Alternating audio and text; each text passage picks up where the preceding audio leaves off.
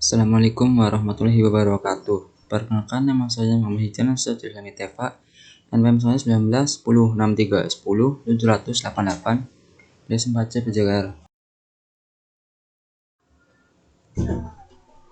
Ini saya akan menjelaskan pengertian tentang gerak motion atau movement. Pertama ada pengertian gerak. Gerak adalah kegiatan atau proses perubahan tempat atau posisi ditinjau dari titik pandang tertentu. Jadi, agar dapat bicara tentang gerak, maka titik tolak harus ditentukan. Gerak merupakan unsur utama dalam kegiatan olahraga.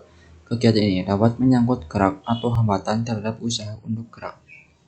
Gerak merupakan fungsi dari arah dan kecepatan. Gerak terjadi dalam arah horizontal, vertikal, pada suatu sudut dengan garis vertikal atau horizontal, atau merupakan gerak-gerak berputar. Dan ada gerakan manusia. Gerakan manusia dapat kita amati karena adanya perubahan posisi dari tubuh atau anggota tubuh dalam ruang dan waktu. Gerakan manusia terjadi dalam berbagai bentuk, misalnya berlari, perubahan tempat, membusungkan dada, perubahan volume, menekuk siku, dan berjongkok, perubahan sikap.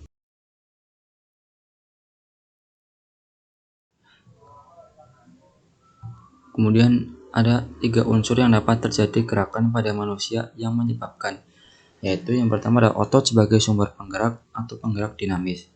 Otot sebagai sumber penggerak dapat disamakan dengan motor listrik atau mesin gas. Otot mengubah tenaga kimia menjadi tenaga mekanis, dan tenaga mekanis ini menyebabkan terjadinya gerakan tubuh.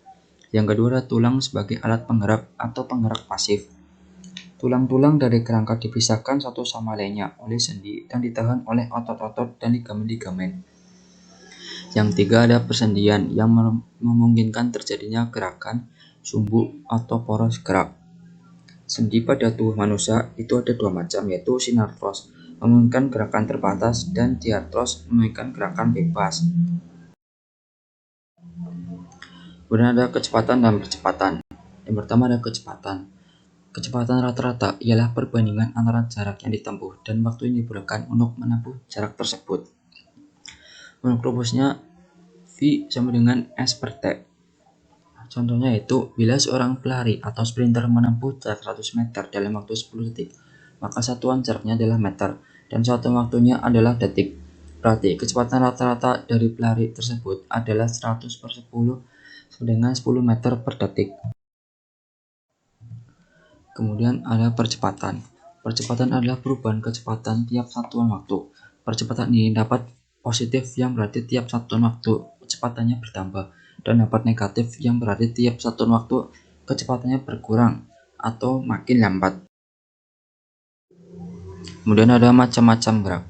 Yang pertama adalah gerak linear.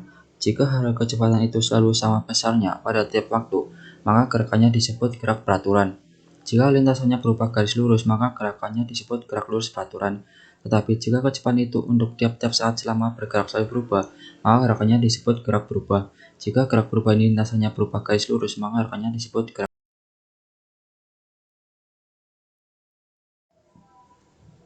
Kemudian adalah hukum-hukum gerak Newton.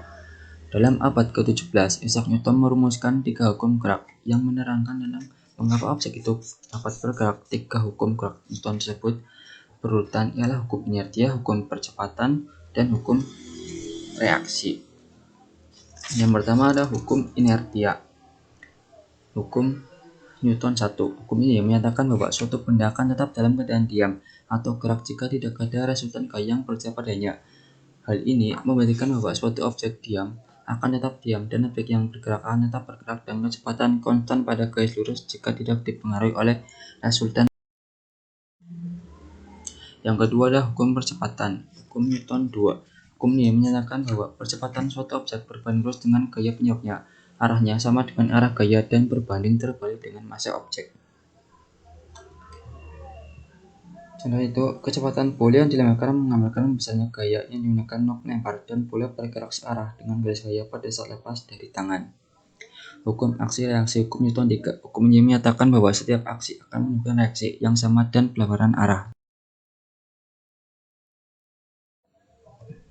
Baik, cukup sekian penyampaian dari saya. Wassalamualaikum warahmatullahi wabarakatuh.